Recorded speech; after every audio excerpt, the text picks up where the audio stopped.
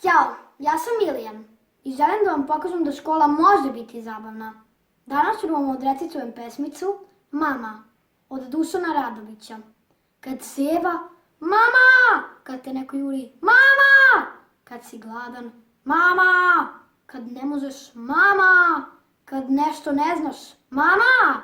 Kad se penješ, mama! Kad silaziš, mama! Kad spavaš, mama! Kad se budiš, mama!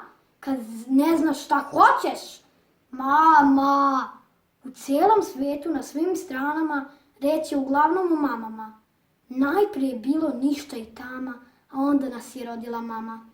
Mame su važne da nas rode, da nas podižu i da nas vode. Svi što na svijetu trče i lete, neke su dobre mame dete.